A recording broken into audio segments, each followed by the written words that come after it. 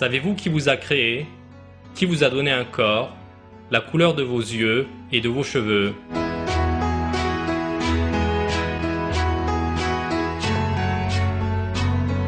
Qui a décidé de votre taille, de la couleur de votre peau? Qui vous a créé parmi toute la création, celle des cieux et de la terre, ainsi que toutes les créatures? Qui a établi l'ordre des planètes, du soleil, des étoiles dans l'univers?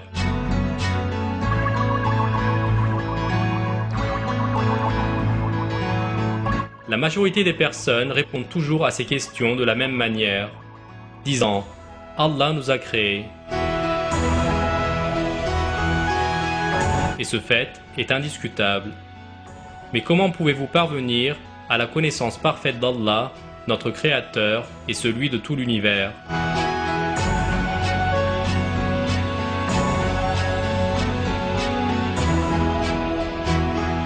Par le documentaire que nous allons voir, nous essaierons de vous rapprocher de la réalité de notre Créateur, Allah, notre Seigneur, plus proche de nous que notre veine jugulaire.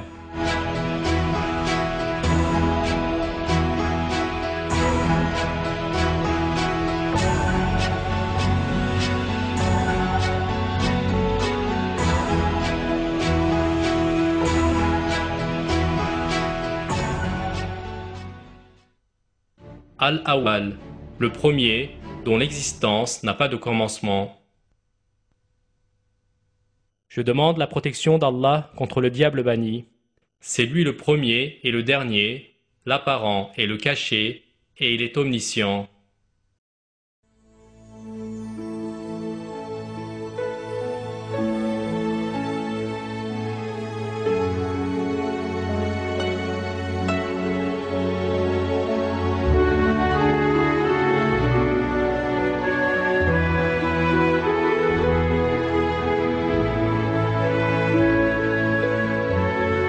L'univers a-t-il eu un commencement? C'est une des questions à laquelle l'homme a cherché une réponse pendant des siècles. Ceux qui ont compris que l'univers a un créateur sont aussi persuadés qu'il a eu un commencement. Cependant, certaines personnes refusent l'idée même d'un créateur, allant jusqu'à décréter que l'univers n'a jamais eu de commencement. Il existe ainsi, selon eux, depuis toujours et continuera à exister pour toujours. Or, les progrès scientifiques actuels ont clairement prouvé que ces gens sont dans l'erreur. Un bon nombre de théories ont été avancées pour expliquer l'origine de l'univers. De nos jours, cependant, les milieux scientifiques s'accordent tous sur un point. Une découverte scientifique récente a mis en évidence le fait suivant. En 1929, Edwin Hubble a découvert que l'univers était en constante expansion. À partir de cette thèse, les scientifiques ont formulé une importante hypothèse. Si le déroulement du temps dans un univers en expansion était inversé, il serait alors possible d'imaginer l'univers entier comme un système rétractile, tel une étoile géante devenant par exemple de plus en plus petite. La conclusion logique est qu'un univers qui se rétracte au fil du temps doit tôt ou tard revenir à son point de départ, un point unique, minuscule. L'explosion de ce point unique a été par conséquent à l'origine de l'expansion de l'univers. Notre univers a bien eu un commencement, cela veut dire qu'un créateur infiniment puissant l'a créé. Ce créateur est Allah le Tout-Puissant. Il était là avant les créatures, les planètes, les galaxies, l'univers tout entier, et même bien avant la création du temps. Il est en effet le premier dont l'existence n'a pas de commencement.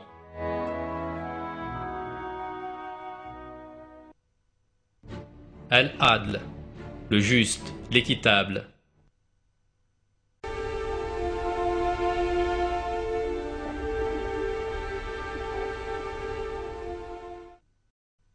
Ô les croyants, soyez stricts dans vos devoirs envers Allah, et soyez des témoins équitables, et que la haine pour un peuple ne vous incite pas à être injuste. Pratiquez l'équité, cela est plus proche de la piété, et craignez Allah, car Allah est certes parfaitement connaisseur de ce que vous faites. Allah est le plus juste parmi les justes. Son infinie justice couvre l'univers dans toute sa dimension. Il jugera ses serviteurs dans ce monde et dans l'autre monde. Allah, celui qui entend tout, celui qui sait tout, et celui qui est informé de tout, domine l'univers par sa sagesse et sa justice suprême. Tout ce que les hommes accomplissent dans leur vie sera jugé à la lumière de sa justice infinie. Allah a révélé dans le Coran que ceux qui commettent des péchés et sèment le désordre sur terre ne resteront pas impunis. La plus infime bonne parole sera, quant à elle, récompensée. Le bien et le mal sont deux choses distinctes aux yeux d'Allah et ils règnent entre eux dans une totale équité. Le lieu où la justice infinie d'Allah sera clairement visible est l'au-delà.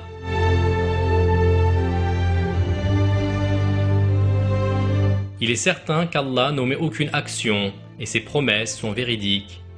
Chaque être humain, sans exception, sera rétribué pour ses actes ici-bas.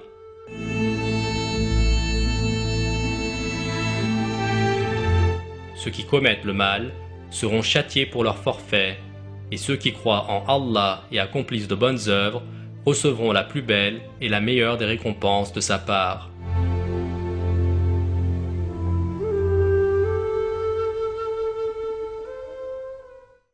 Al-Afu, celui qui efface, l'indulgent, dont le pardon est large.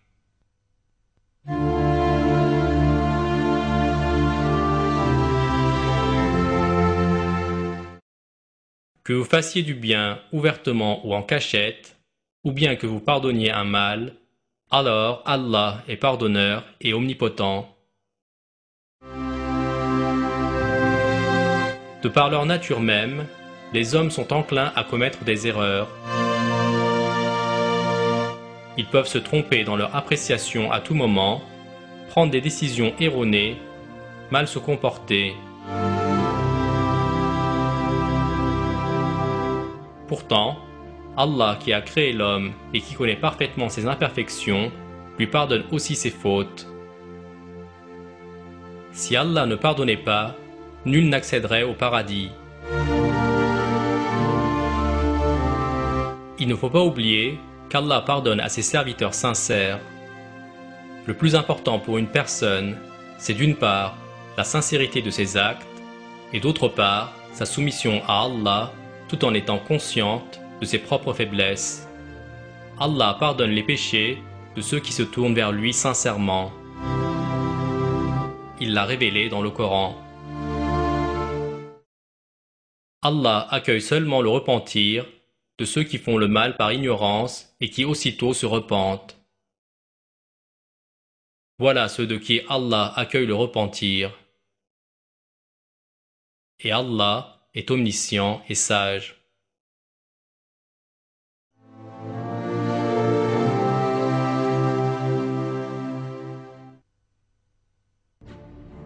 Al-Alim, le très savant, l'omniscient.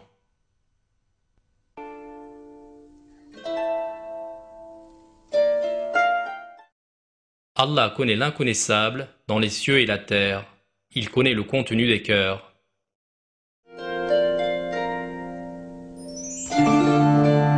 Allah possède la connaissance des cieux et de la terre, des créatures, des lois qui régissent l'univers. Il appréhende tout ce qui s'y passe, tout ce qui s'y fait ou s'y fera de tout temps. Allah est le créateur de toutes ces merveilles. Allah est omniscient et ses connaissances sont illimitées. Il connaît parfaitement l'identité de chaque individu qui naît ou qui décède ici-bas, ainsi que le nombre de feuilles qui tombent de chaque arbre. Rien ne lui échappe à aucun instant. Il connaît les milliards d'étoiles à travers les milliards de galaxies dans leurs moindres détails, et bien plus de choses encore que nous n'avons malheureusement le temps d'énumérer ici. Il connaît les codes génétiques des milliards de personnes, d'animaux et de plantes.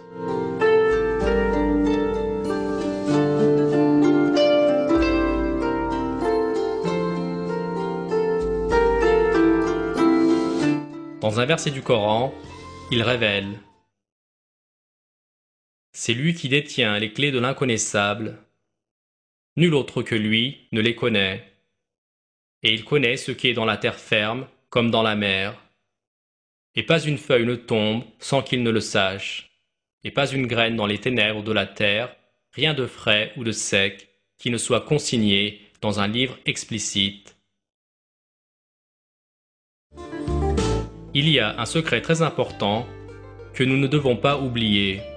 Parmi toutes les choses citées, Allah connaît en plus le cœur des hommes, ce qui traverse leur esprit et tout ce qu'ils font, que ce soit ouvertement ou en secret. Les êtres humains s'imaginent qu'Allah connaît seulement certaines facettes de leur personne, comme leurs émotions, leurs pensées et leurs angoisses. C'est là une grave erreur, car sa connaissance règne dans les cieux et sur la terre. Comme il le fait partout dans l'univers, Allah connaît l'homme aussi bien dans son plus profond intérieur que dans son extérieur. Al-Azim, l'immense, le magnifique, l'éminent. À lui appartient ce qui est dans les cieux et ce qui est sur la terre, et il est le sublime, le très grand. La grandeur et la majesté d'Allah dépassent définitivement toute compréhension humaine. Néanmoins, l'homme peut observer et comprendre toute la majesté et la puissance d'Allah dans les limites de l'entendement humain.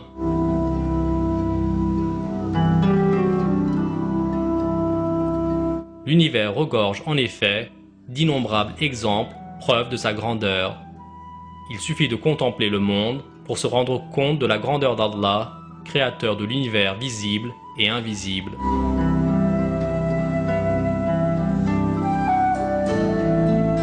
Le ciel et ses milliers de tonnes de nuages, les montagnes hautes de milliers de mètres,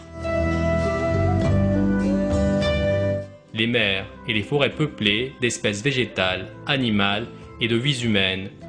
Tout cela et bien d'autres réalités sont des preuves incontestables de la grandeur d'Allah.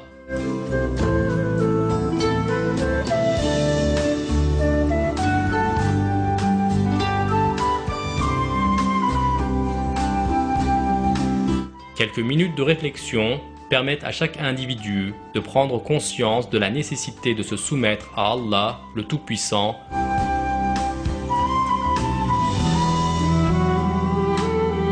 créateur des cieux et de la terre, lequel régit les milliards de galaxies et d'étoiles en obéissant à ses ordres et en évitant de commettre des péchés.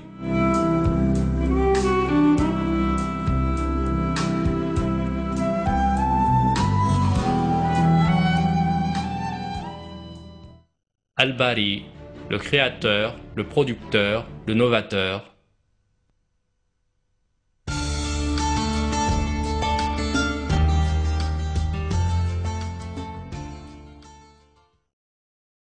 C'est lui Allah, le créateur, celui qui donne un commencement à toute chose, le formateur. À lui les plus beaux noms. Tout ce qui est dans les cieux et la terre le glorifie, et c'est lui le puissant, le sage.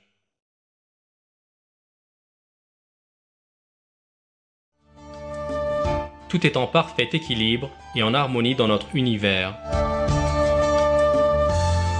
Au vu des récents progrès scientifiques, de nouveaux éléments sont apparus, confirmant cet équilibre et cette harmonie, car chaque système dans l'univers a été conçu par une intelligence éminemment supérieure.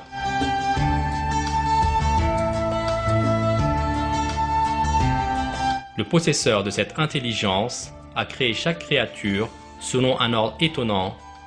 Du plus simple corps dans l'univers aux milliards de créatures, tous évoluent depuis toujours dans une architecture organisée, unique, impressionnante. La nature existe depuis des millions d'années dans une harmonie sans faille. Cette harmonie incroyable et incomparable des cieux et de la terre est une preuve incontestable de l'art de la création divine.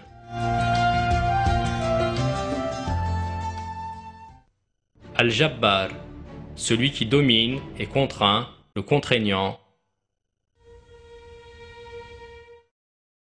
C'est lui Allah, nulle divinité que lui, le souverain, le pur, l'apaisant, le rassurant, le prédominant, le tout-puissant, le contraignant, l'orgueilleux. Gloire à Allah, il transcende ce qu'il lui associe.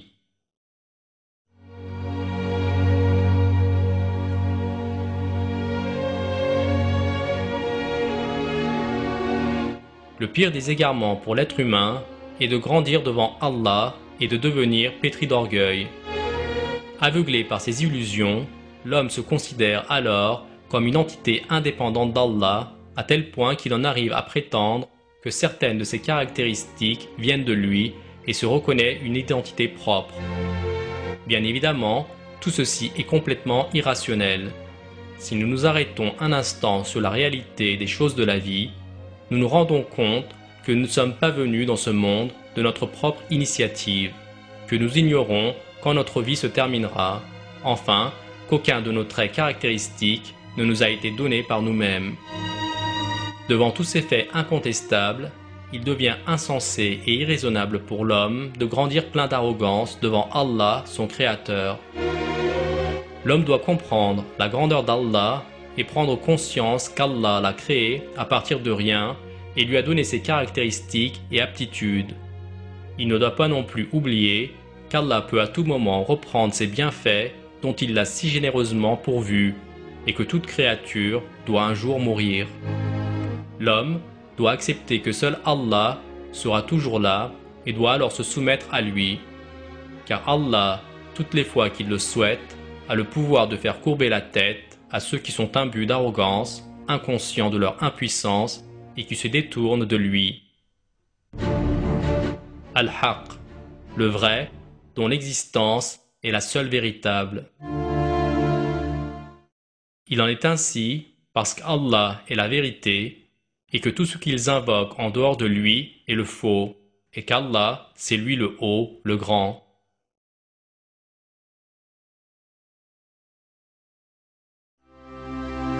Comme toute chose, le temps et l'espace, la vie et la mort sont des concepts créés. Un monde matériel est apparu à une époque où il n'y avait ni temps ni espace. Ces concepts de temps et d'espace ont évolué au cours des siècles avec notre monde.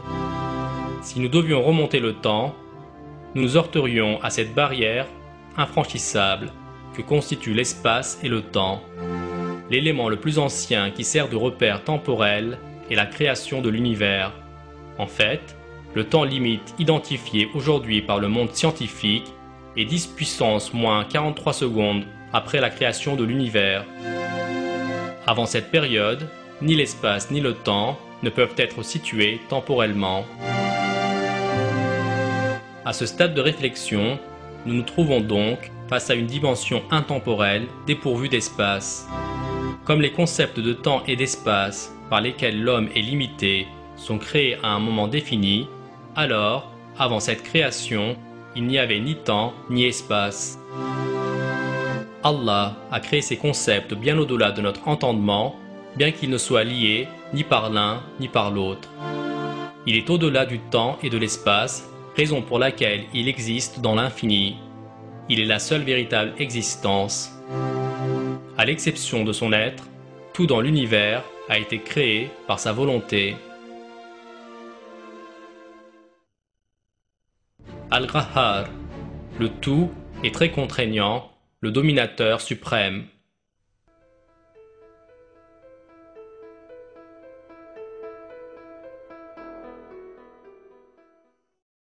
Au jour où la terre sera remplacée par une autre, de même que les cieux, et où les hommes comparaîtront devant Allah l'unique, le dominateur suprême.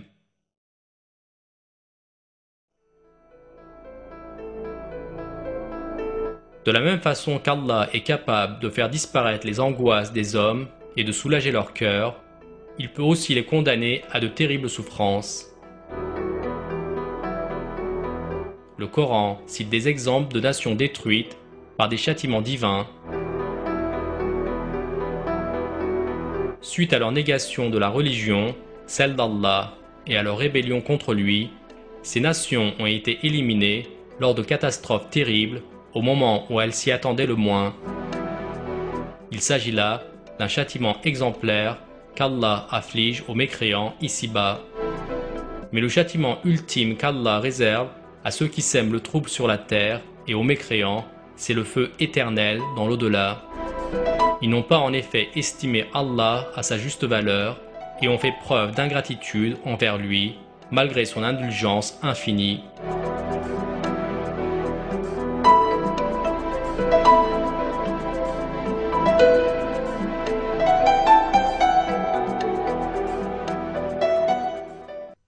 Al-Quddus, l'infiniment saint, pur de toute imperfection.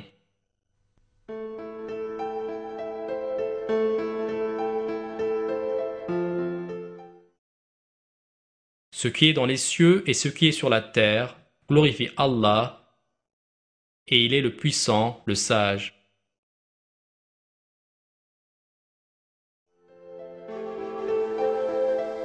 Allah est le seul créateur de tout sur terre, dans les cieux, dans l'espace et dans la terre. Il est l'initiateur de l'ordre, des lois cosmiques et de l'harmonie générale que nous constatons en regardant autour de nous. Les mondes invisibles et imperceptibles sont eux aussi soumis à Allah et à ses lois. Ainsi qu'il est révélé dans le Coran, Allah retient les cieux et la terre pour qu'ils ne s'affaissent pas, et s'ils s'affaissaient, nul autre après lui ne pourra les retenir. Il est indulgent et pardonneur.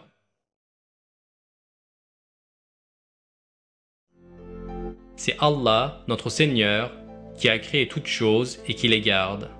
L'homme, serviteur d'Allah, est totalement impuissant.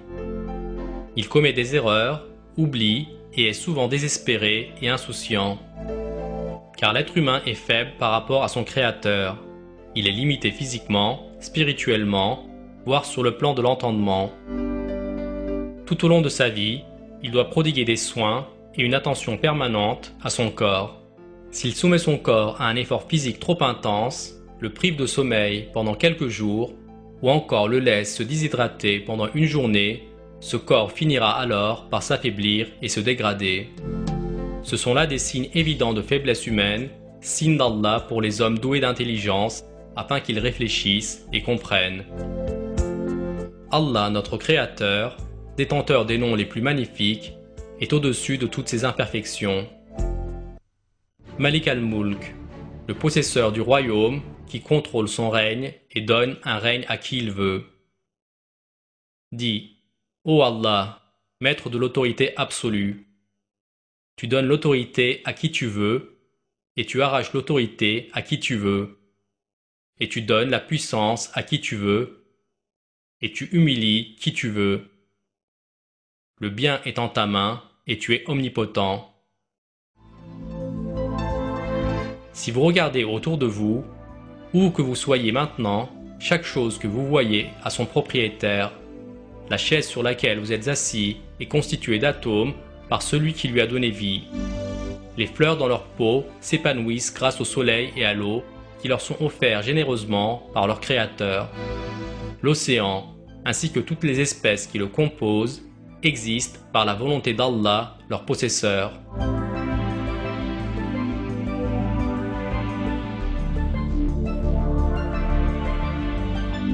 Celui qui possède tout cela, ainsi que l'univers infini, est Allah, le